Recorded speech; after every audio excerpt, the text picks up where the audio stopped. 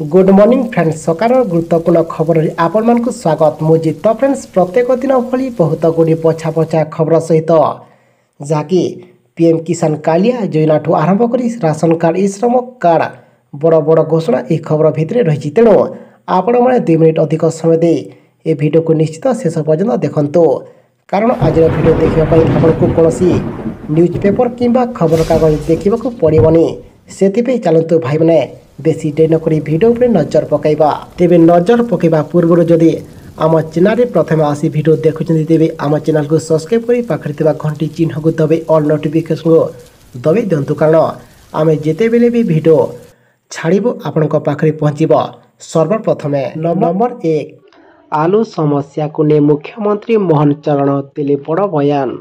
आलू समस्या को ने मुख्यमंत्री मोहन चरण प्रतिक्रिया देइछंती। मुख्यमंत्री कहते पश्चिमबंग मुख्यमंत्री ममता बनर्जी आलोचना करिछे। कोलकातार आलू आसवा नहीं आलोचना होइछे। आम हक देवाई मु ममता को अनुरोध करिछे सहयोग करिवे बोली ममता प्रतिश्रुति देइछंती जहाँकि कार्यकारी करने को प्रक्रिया आरंभ हो सारी। खूब शीघ्र समाधान रास्ता बाहरुची रेट बढ़िबनी बोली ममता कहते बोली से सूचना प्रदान करिसंती। परवर्ती खबर सावधान सरकारी चाकरिया सावधान सरकारी चाकरिया आसिला बड़ खबर। एणिकी ड्यूटी रे खिलाफ करि पारिबेनी सरकारी चाकरिया अति कम रे 7.5 घंटा काम करने को पड़िबो। 4 घंटार कम समय ऑफिस रे काम करिथिले से दिन अनुपस्थित बोली धराजिबो। सेहीपरि 4 घंटार अधिक 7.5 घंटार कम हेले हाफ डे बोली धराजिबो। आसिबा एवं जीवा समय बायोमेट्रिक रे सूचित करिवे अर्थात केतेबेले ऑफिस को किंबा ऑफिसर बाहर को जीवे केतेबेले आसिबे से सब बायोमेट्रिक रे सूचित करने को पड़िबो। बाहरिबा समय सूचित नहले अनुपस्थित धराजिबो। परवर्ती खबर प्रति घर को दिया 75,000 टंका ग्रीन जॉब सेक्टर पाई रोड मैप। बजट पर आज प्रधानमंत्री नरेंद्र मोदी भारतीय शिल्प संघ को संबोधन कर नुआ नुआ स्वप्न देखते। प्रधानमंत्री सूर्यघर योजना ग्रीन जॉब सेक्टर पाई रोड मैप और भली पदक्षेप नहीं बोली से मोदी कहते। पीएम कहे आमे भारत रे ग्रीन जॉब सेक्टर पाई एक रोड मैप प्रस्तुत करुछु। आमे ग्रीन हाइड्रोजन इलेक्ट्रिक वेहिकल परी क्षेत्र गुड़ी को प्रोत्साहित करुछु। प्रधानमंत्री सूर्यघर योजना माध्यम सरकार प्रत्येक घर को 75,000 टंका देवाक जाउछंती। एह निष्पत्ति देश रे एक विप्लव आनिबा बोली प्रधानमंत्री नरेंद्र मोदी कहते। परवर्ती खबर आसिला पुणी गाड़ी चालकों पुणी एक बड़ खबर। नाबालकों को ड्राइव मना आउ गाड़ी चले पारिबेनी नाबालक तांको आउ मिलिबनी निस्तार। आज चेकिंग कड़ाकड़ी करा जायछि। राज्य परिवहन विभाग पक्षरु राज्यव्यापी 2 दिनिया स्पेशल ड्राइव चली। विशेषकर नाबालकों गाड़ी ड्राइविंग किंबा ड्राइव रोकवा को जोरजार चली चेकिंग। छक छक गाड़ी को अटकाई जांच कर पुलिस एवं परिवहन विभाग कर्मचारी। परवर्ती खबर आसिला पुणी पाणीपाग सूचना को नहीं पुणी एक बड़ खबर। लघुचाप प्रभाव रे राज्य में वर्षा लगी रही। आज 5टी जिले में प्रबल वर्षा हेबा नै येलो अलर्ट किंबा हलदिया अलर्ट जारी करा जायछि। पाणीपाग केन्द्र सूचना अनुसार आज केन्दुझर मयूरभंज बालेश्वर भद्रक एवं जाजपुर जिले में प्रबल वर्षा हो पारे। यह सब जिले में 7 ରୁ 11 सेंटीमीटर पर्यंत वर्षा हो पारे। सेथिपे यही जिला को हलदिया वार्निंग जारी करा जायछि एवं आसंता 3 तारिख जहाँ उत्तर एवं आभ्यंतरीण ओडिशा रे प्रबल वर्षा ने पूर्वानुमान करछि पाणीपाग केन्द्र। एवं ता सहित आज किंबा आसंता 24 घंटा रे अनुगुल ढेंकानाल जाजपुर कटक एवं नयागढ़ जिले में मध्य प्रबल वर्षा हो पारे। सेहीपरि सुंदरगढ़ देवगढ़ केन्दुझर मयूरभंज बालेश्वर भद्रक केन्द्रापड़ा जगतसिंहपुर खोर्धा बौद्ध कोरापुट एवं मालकानगिरी जिले में केतेक स्थान में प्रबल वर्षा हेबार संभावना रही। परवर्ती खबर समस्त छात्र छात्री शिक्षा मंत्री बड़ सूचना। ଆଦିବାସୀ ପିଲାଙ୍କ ଡ୍ରପ୍ ଆଉଟ୍କୁ ନେଇ ଚିନ୍ତିତ ମୋହନ ସରକାର ଏନେଇ ଯୋଜନା ଆଣିଛନ୍ତି। ମାଧୋ ସିଂ ହାତ ଖର୍ଚ୍ଚ ଯୋଜନାରେ ଆଦିବାସୀ ପିଲାଙ୍କୁ ପ୍ରୋତ୍ସାହନ ରାଶି ମିଳିବ। ଚଳିତ ବଜେଟରେ ଏହାକୁ ମୁଖ୍ୟମନ୍ତ୍ରୀ ବଡ଼ ଘୋଷଣା କରିଛନ୍ତି। ଏହି ଯୋଜନା ମାଧ୍ୟମରେ ନବମ ଏବଂ ଏକାଦଶ ଶ୍ରେଣୀରେ ନାମ ଲେଖାଇଥିବା ଜନଜାତି ଛାତ୍ରଛାତ୍ରୀଙ୍କୁ ବାର୍ଷିକ 5,000 ଟଙ୍କା ଲେଖାଏଁ ମିଳିବ। ଛାତ୍ରଛାତ୍ରୀଙ୍କୁ ଶିକ୍ଷାମନ୍ତ୍ରୀ ନିତ୍ୟାନନ୍ଦ ଗଣ୍ଡ କହିଛନ୍ତି ଯେ ଏହି ଯୋଜନାରେ ଜନଜାତି ଛାତ୍ରଛାତ୍ରୀ ଉପକୃତ ହେବେ ଏବଂ ଆଗ୍ରହରେ ସ୍କୁଲ ପିଲା ଯିବେ ବୋଲି ସେ ସୂଚନା ପ୍ରଦାନ କରିଛନ୍ତି। ପରବର୍ତ୍ତୀ ଖବର ଆସିଲା ପୁଣି ପକ୍କା ଘରକୁ ନେଇ ପୁଣି ଏକ ବଡ଼ ଖବର। ପୁଣି ପୂର୍ବ ବିଜେଡି ସରକାର ଉପରେ ଦୋଷ ଲଦିଲେ ମନ୍ତ୍ରୀ। ତତ୍କାଳୀନ ବିଜେଡି ସରକାର ଯୋଗ୍ୟ ହିତାଧିକାରୀଙ୍କ ତାଲିକା ନ ଦେବାରୁ ଘର ଖଣ୍ଡେ ପାଇଲେନି ଲୋକେ।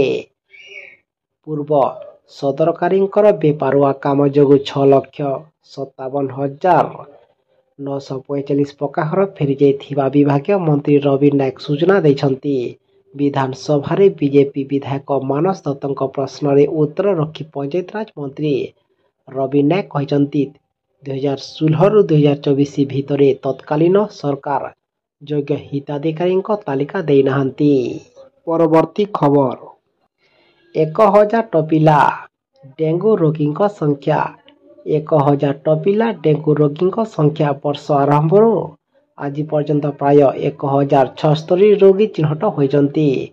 ଗତ ବର୍ଷ ଏପର୍ଯ୍ୟନ୍ତ ଅର୍ଥାତ୍ ଜୁଲାଇ ଶେଷ ସୁଦ୍ଧା 660 ରୋଗୀ ଚିହ୍ନଟ ହୋଇଥିବା ବେଳେ ଚଳିତ ବର୍ଷ 1,000 ଟପିଛି ରୋଗୀଙ୍କ ସଂଖ୍ୟା। ଏଥିମଧ୍ୟରୁ ଖୋର୍ଦ୍ଧାରେ ଚିହ୍ନଟ ହୋଇଛନ୍ତି ସର୍ବାଧିକ 290 ଜଣ, ଯାହା ଭିତରେ ଭୁବନେଶ୍ୱରରେ 200ରୁ ଅଧିକ ରୋଗୀ ଅଛନ୍ତି।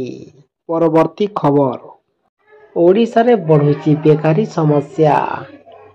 ଗତକାଲି ବିଧାନସଭାରେ ସପ୍ତମ ଦିନରେ ଶ୍ରମ ମନ୍ତ୍ରୀଙ୍କୁ ପ୍ରଶ୍ନ କରିଥିଲେ କଂଗ୍ରେସ ବିଧାୟକ ପବିତ୍ର ସାଉତା। ରାଜ୍ୟରେ ଶ୍ରମ ଏବଂ କର୍ମଚାରୀଙ୍କରେ ନାଁ ପଞ୍ଜୀକୃତ କରି କେତେ ଯୁବକ ଯୁବତୀ ଚାକିରି ଅପେକ୍ଷାରେ ଅଛନ୍ତି ବୋଲି ପ୍ରଶ୍ନ କରିଥିଲେ ବିଧାୟକ। ଉତ୍ତରରେ ଶ୍ରମ ମନ୍ତ୍ରୀ ଗଣେଶରାମ ସିଂଘୁଟିଆ କହିଥିଲେ ଦକ୍ଷତା ଏବଂ ବୈଷୟିକ ଶିକ୍ଷା ବିଭାଗରୁ ମିଳିଥିବା ତଥ୍ୟ ଅନୁସାରେ ଓଡ଼ିଶାର ବିଭିନ୍ନ ଏମ୍ପ୍ଲୟମେଣ୍ଟ ଏକ୍ସଚେଞ୍ଜରେ 2020ରୁ 2024 ଭିତରେ ମୋଟ 9,90,697 ଜଣ ପିଲାଙ୍କ ନାମ ପଞ୍ଜୀକୃତ ହୋଇସାରିଛି ବୋଲି କିମ୍ବା ପଞ୍ଜୀକୃତ ହୋଇ ରହିଛି ବୋଲି ସେ ସୂଚନା ପ୍ରଦାନ କରିଛନ୍ତି ଏବଂ ଏମାନେ ଚାକିରି ଅପେକ୍ଷାରେ ଅଛନ୍ତି ବୋଲି ସେ ସୂଚନା ପ୍ରଦାନ କରିଛନ୍ତି।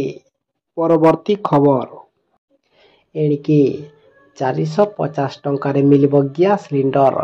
ଲାଡଲି ବେହନମାନଙ୍କ ପାଇଁ ଆଉ ଏକ ଖୁସି ଖବର ଆସିଛି। ମୁଖ୍ୟମନ୍ତ୍ରୀ ମୋହନ ଯାଦବ ଲାଡଲି ବେହନମାନଙ୍କ ପାଇଁ ଆଉ ଏକ ବଡ଼ ଘୋଷଣା କରିଛନ୍ତି। ମଙ୍ଗଳବାର ଅନୁଷ୍ଠିତ କ୍ୟାବିନେଟ୍ ବୈଠକରେ ଏହି ନିଷ୍ପତ୍ତି ନିଆଯାଇଛି। ଅଙ୍ଗନୱାଡ଼ି କର୍ମଚାରୀଙ୍କ ବିଷୟରେ ମଧ୍ୟ ବଡ଼ ନିଷ୍ପତ୍ତି ନିଆଯାଇଛି। ତେବେ ମୋହନ ସରକାରଙ୍କ କ୍ୟାବିନେଟ୍ ବୈଠକ ଅନୁଷ୍ଠିତ ହୋଇଥିବା ବେଳେ ଯେଉଁଥିରେ ଅନେକ ପ୍ରମୁଖ ନିଷ୍ପତ୍ତି ଅନୁମୋଦନ କରାଯାଇଛି। ତେବେ ବର୍ତ୍ତମାନ ପ୍ରିୟ ଭଉଣୀମାନେ ଶସ୍ତା ଦରରେ ଗ୍ୟାସ୍ ସିଲିଣ୍ଡର ପାଇବେ। 450 ଟଙ୍କାର ଏଲ୍ପିଜି ସିଲିଣ୍ଡର ଲାଡଲି ବେହନମାନଙ୍କୁ ବର୍ଷ ସାରା ଦିଆଯିବ। ଏଥିରେ ଅଧିକ ଅର୍ଥ ରାଜ୍ୟ ସରକାର ଦେବେ ଏବଂ ତା ସହିତ ଅଙ୍ଗନୱାଡ଼ି କର୍ମୀ ଏବଂ ସହାୟକମାନଙ୍କ ସମ୍ପର୍କରେ ଏହି କ୍ୟାବିନେଟ୍ ବୈଠକରେ ମଧ୍ୟ ବଡ଼ ଘୋଷଣା କରାଯାଇଛି।